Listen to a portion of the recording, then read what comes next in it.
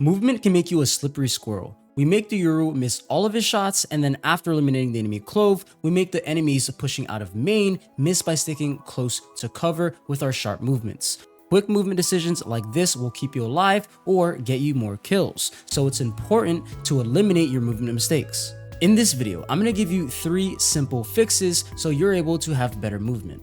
Let's start fixing the part of your movement that is causing you to die more than you should be. If you notice in the opening clip, I was sticking tight to the box in the middle of the A bomb site.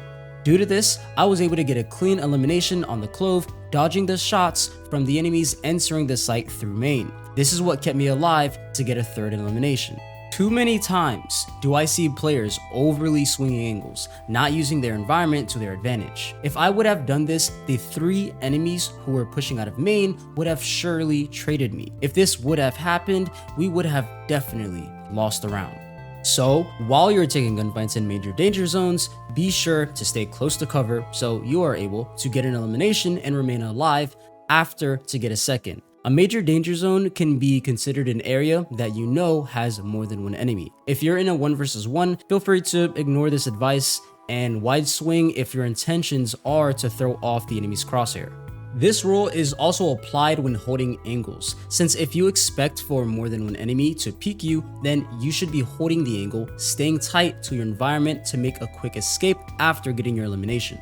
Speaking of quick escapes, take advantage of my big Black Friday sale by booking a one-on-one private coaching session through my Medify page. If you want to be amongst the dozens of players that I have helped reach Ascendant and Immortal, book your session now. The link can be found down below in the description.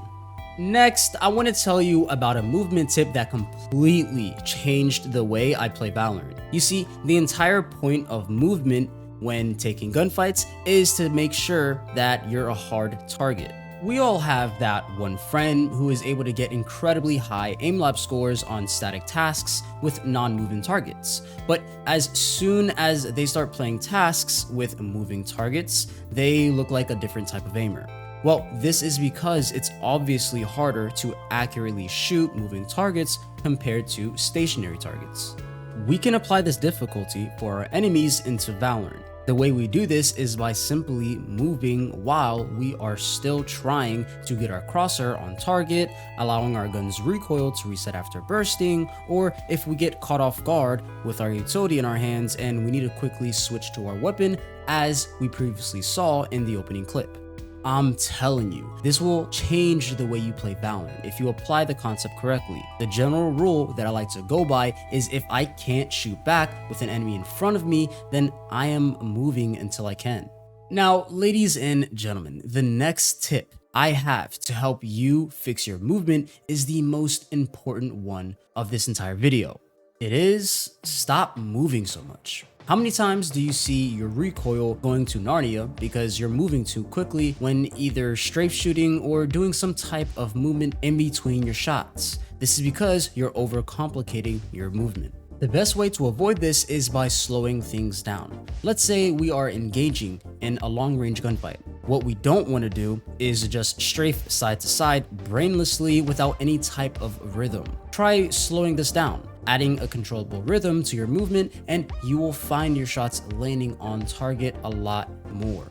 This will also help you keep your crosshair on target to accurately land your shots more consistently so you can decrease your time to kill. This is really important since if you're taking too long to eliminate one enemy, the next could third party your fight and take you out. Your goal should be 2 strafes maximum per enemy. If it's more than this, then you need to highly focus on this tip.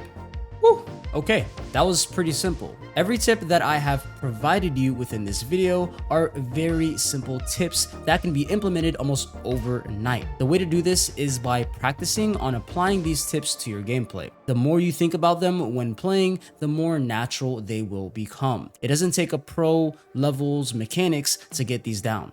But of course, if you need extra help with improving your movement, aim, or general gameplay, please subscribe and consider my very affordable private coaching. I have helped dozens of students reach Ascendant and Immortal, and I strongly believe I can do the same for you. If you found this video to be helpful, then I strongly recommend watching this video next.